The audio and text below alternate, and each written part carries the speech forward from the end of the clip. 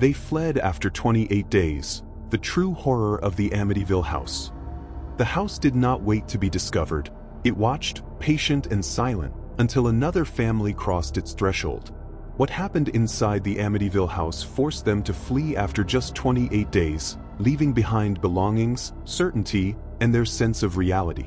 If true horror rooted in real events disturbs you, subscribe now, leave your theories in the comments, and stay with this story to the end.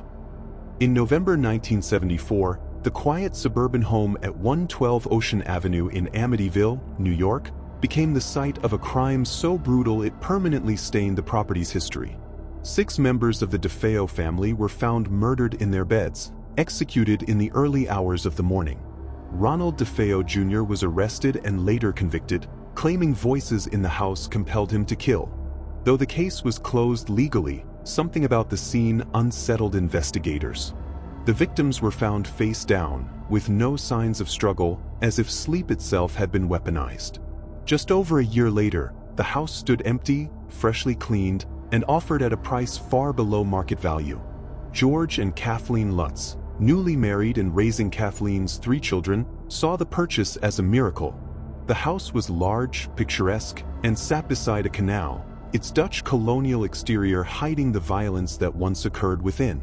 The Lutz family moved in on December 18, 1975, believing they were beginning a new chapter. They were not informed of everything. Even if they had been, nothing could have prepared them. From the first night, the atmosphere inside the house felt wrong. The temperature dropped inexplicably, especially in certain rooms. George Lutz, who had no prior interest in the paranormal, began waking at precisely 3:15 a.m. every night. This was later identified as the estimated time of the DeFeo murders. At first, he dismissed it as coincidence. The pattern did not stop. The family attempted to bless the house. A local priest entered the property and felt an immediate sense of hostility.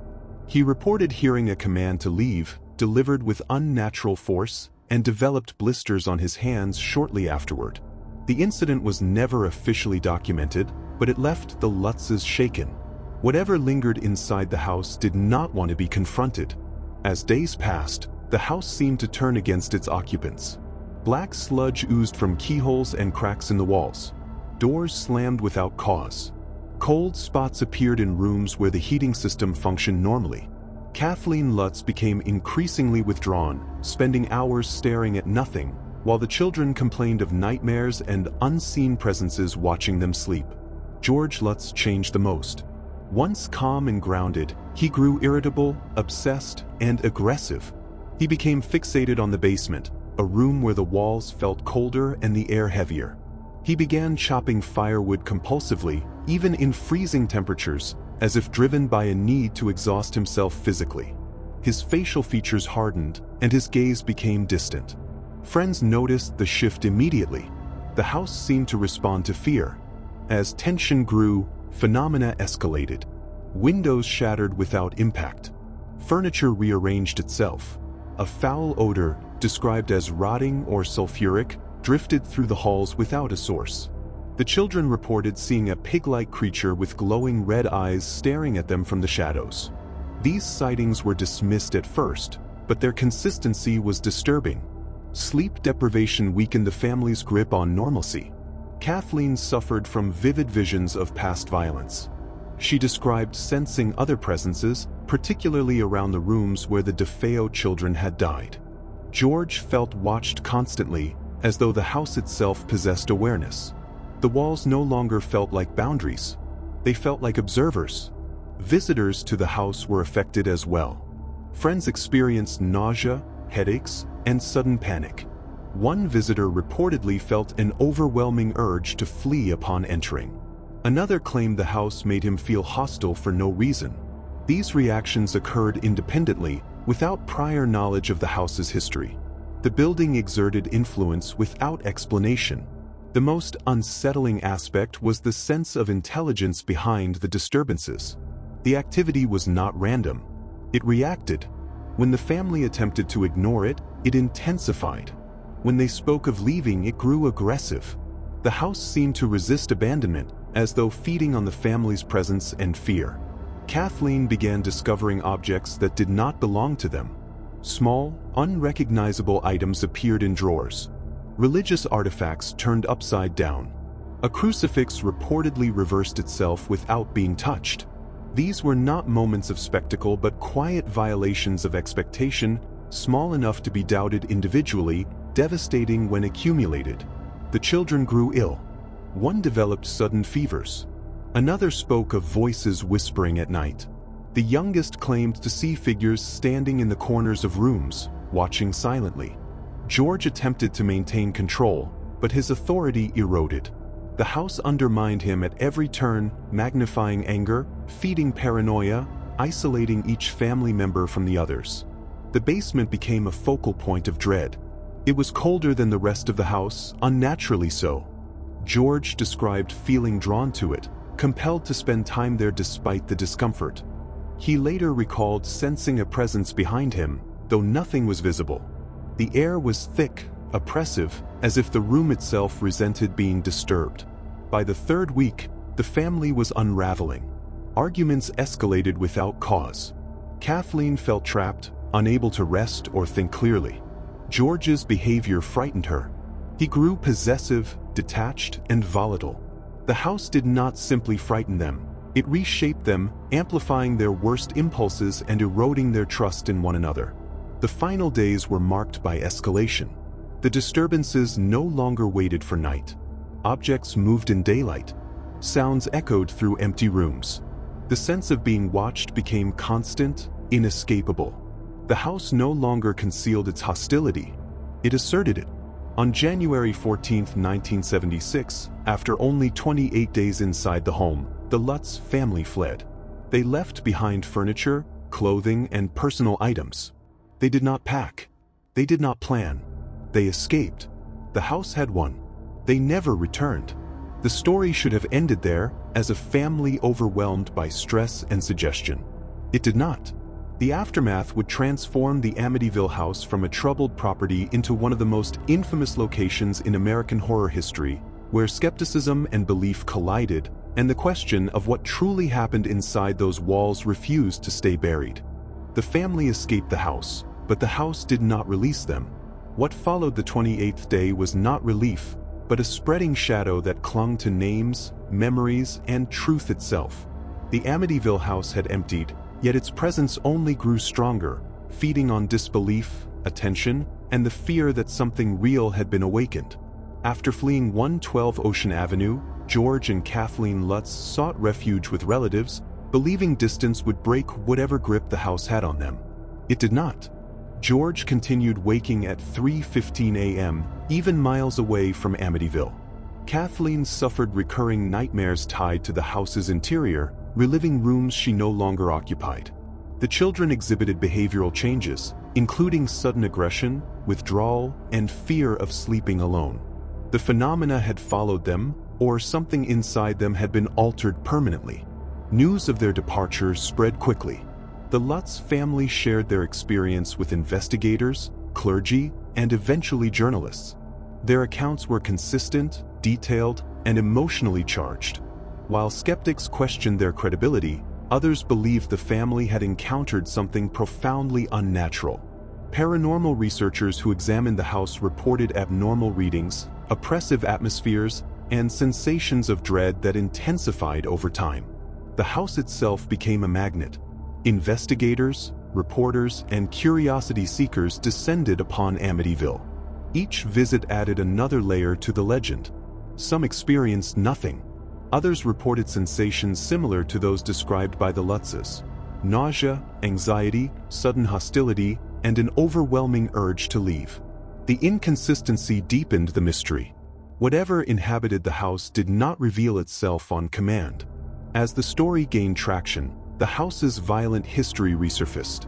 Ronald DeFeo Jr.'s claims of voices compelling him to kill were re-evaluated.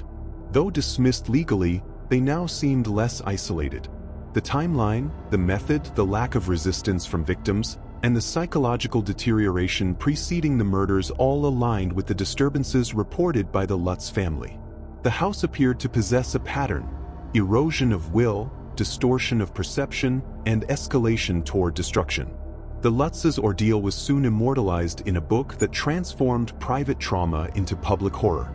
While the publication brought attention and financial relief, it also invited intense scrutiny. Critics accused the family of fabrication, exaggeration, and opportunism. The debate polarized audiences. Some saw calculated storytelling. Others recognized raw fear.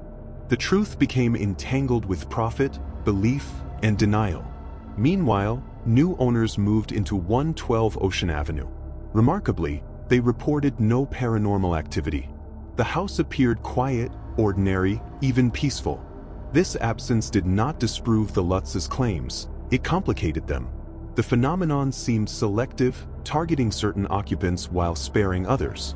This unpredictability was more disturbing than constant activity. It suggested intent rather than randomness. The house underwent renovations. Windows were altered. The iconic attic windows resembling eyes were removed. The structure was changed subtly, as if attempting to erase its identity. Yet the reputation endured. No architectural change could dismantle what the house represented. Its name alone provoked unease. The address became synonymous with fear. Over time, the Amityville case evolved beyond a single family's experience. It became a cultural artifact, a battleground between rationalism and belief. Paranormal investigators cited it as evidence of demonic infestation. Psychologists framed it as mass hysteria amplified by stress and suggestion. Skeptics dissected timelines and inconsistencies. None of these perspectives fully accounted for the emotional devastation left in its wake. George Lutz never escaped the shadow of Amityville. He maintained that the events were real until his death. His insistence came at a cost. He endured ridicule, doubt, and accusations of deceit. Yet he never recanted. His conviction remained unshaken, fueled by memories he could neither suppress nor rationalize away. The house had marked him, and he carried it wherever he went. Kathleen struggled privately. The experience fractured her sense of safety. She rarely spoke publicly, retreating from the spotlight while living with the psychological aftermath. The children grew older, each processing the trauma differently. Some distanced themselves from the story entirely. Others acknowledged lingering effects. The house had not just frightened them, it had reshaped their lives. The most unsettling aspect of the Amityville case lies in its ambiguity. There is no definitive proof of the supernatural, yet no explanation fully dismisses the reported phenomena. Too many accounts overlap. Too many reactions align. The human mind seeks closure, but the Amityville house denies it. The truth exists in fragments, suspended between experience and evidence. The house still stands today. Families live there. Cars pass by without stopping. Life continues around it. Yet for those who know its history, the structure remains charged. It is not merely a building but a symbol of unresolved dread. The idea that something can hide within normalcy, that horror can occupy a suburban home, is what makes the story endure. What terrifies audiences is not the possibility of demons or ghosts alone, but the erosion of certainty.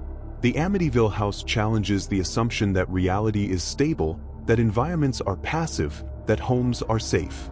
It suggests that certain places accumulate trauma, absorb violence, and project it outward in ways that defy logic. The legacy of Amityville persists because it resists resolution.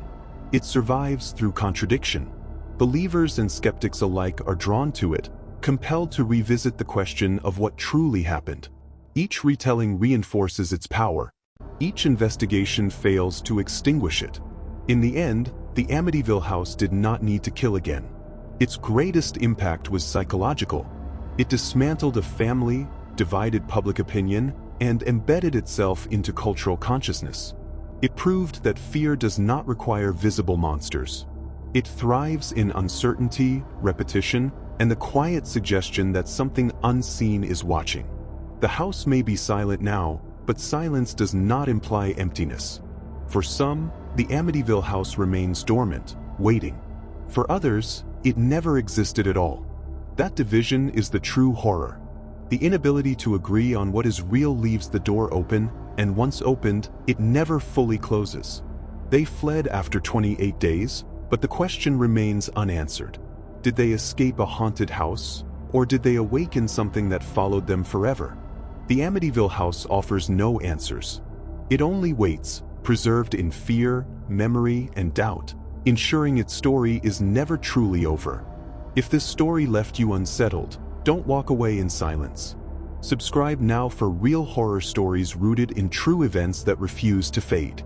Drop your theory in the comments. Was the Amityville house truly haunted, or was something even darker at work? Share this video, hit the bell, and stay with us, because the most terrifying stories don't end when the lights turn on.